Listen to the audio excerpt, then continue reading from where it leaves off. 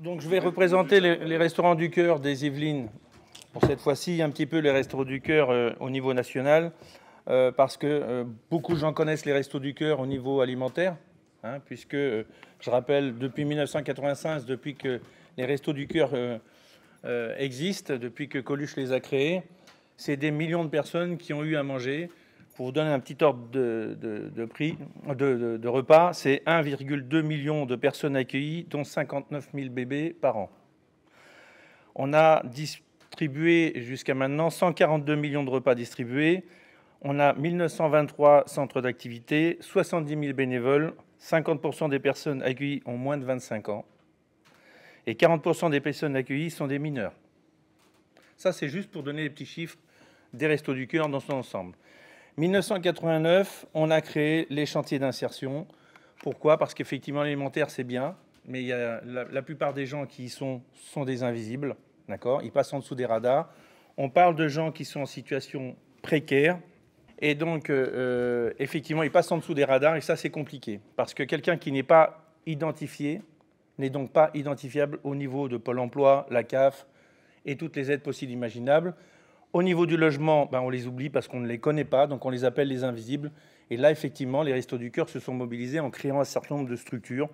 Et c'est pour ça que dans les structures des Restos du Cœur à l'heure actuelle, on a plusieurs types d'ateliers en support pour les faire travailler, ces personnes, de 4 mois à 24 mois, d'accord, avec des contrats de travail en durée indéterminée d'insertion, ce qu'on appelle les CDDI, des contrats de 26 heures, d'accord, ce qui leur permet d'avoir justement un salaire, des feuilles de paye, de cotiser donc à la retraite, à la sécurité sociale. Ils ont même une mutuelle d'entreprise, puisqu'une association a le droit d'avoir une mutuelle d'entreprise. Donc, on les stabilise, d'accord.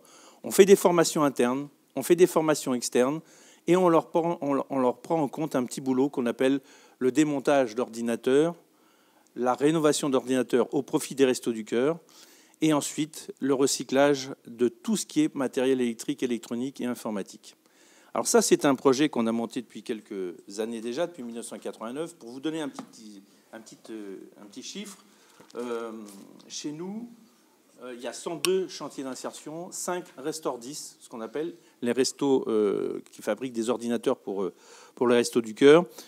Une chose importante qu'il faut bien prendre en compte, c'est que on évacue par exemple 40 tonnes de déchets revalorisés. Je dis bien revalorisés, c'est-à-dire qu'au lieu que ça détruit en poudre, on va les récupérer, les métaux précieux et tout ce qui est important sur les cartes électroniques, sur toutes les carcasses. Il y a des besoins. Hein. Et donc on va identifier tous ces produits et on va travailler avec des recycleurs qualifiés, hein, d'accord, qui sont D3E, d'accord, électronique, informatique, etc. et tout, qui vont revaloriser les déchets, si bien que ça repart dans le circuit automatiquement. Donc ça, c'est bon pour l'environnement. C'est-à-dire qu'on ne va pas les broyer, en faire de la poudre et attendre que ça se passe, en faire des montagnes. D'accord ? Ça fait travailler des centaines de personnes dans les chantiers d'insertion. C'est une valorisation de l'emploi aussi. Ils sont fiers de démonter ces ordinateurs. Ils sont fiers de démonter ces imprimantes, ces scanners, ces serveurs. Tout le matériel que l'on peut démonter, on récupère toutes les informations qui sont capitales pour le recyclage. Et ça, c'est très important. Une chose importante aussi, c'est à l'échelon personnel. Vous travaillez sans doute avec quelquefois des mairies qui ont des zones de stockage. C'est pas trié, tout est broyé. Nous, vous nous les apportez, on va identifier les produits, on va peut-être même voir à les réparer, puisque nos personnels sont formés pour éventuellement faire des pannes de 2e niveau même. On va faire la reconfiguration de PC, les nettoyer, augmenter la mémoire des PC, injecter des logiciels comme Office 365 ou Microsoft 2019, et on repart à fond pour les Restos du Cœur ou pour les associations qui ont des personnes en grande précarité chez eux. On parle de la fracture numérique, d'accord ? Toutes ces personnes-là sont dans la fracture numérique. Ils étaient dans la fracture. Moi, j'ai entendu désert digital, ou voilà. J'ai entendu parler de ça. Alors, une chose qui est importante, c'est qu'il y a des gens chez nous qui savent ni lire ni écrire. C'est l'illettriste, c'est comme l'illettriste. Des gens qui n'ont jamais eu un téléphone portable Android, ils ne savent même pas ce que c'est. Ils ont encore, vous savez, le clic-clac, là. D'accord ? Donc, allez vous connecter sur Pôle emploi pour aller vous actualiser, ça va être un peu compliqué. Aller sur la CAF ou prendre rendez-vous avec un médecin, ça va être encore un peu plus compliqué. Nous, on ouvre cette porte du numérique, on les forme, on les informe et on leur donne accès à des matériels reconditionnés. Si bien qu'à un moment donné, c'est une vraie liberté numérique qu'ils ont, d'accord? Et ce qui est important aussi, c'est une confiance.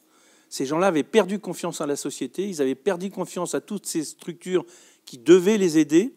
Je ne les citerai pas, d'accord?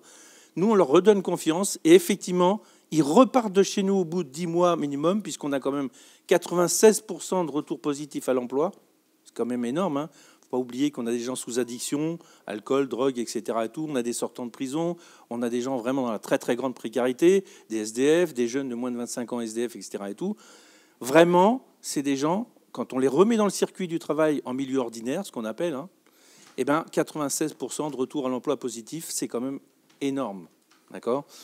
Des personnes qui étaient en situation de handicap, qu'on a maintenant mis dans des circuits RQTH et reconnaissance de travailleurs handicapés, qui peuvent travailler maintenant dans des établissements adaptés pour les handicapés, c'est notre rôle, chantier d'insertion. Et là, chez nous, on a 34% de personnes handicapées qui ont retrouvé un établissement qui les font travailler. Donc voilà, ça c'est notre culture des Restos du Cœur, c'est notre force.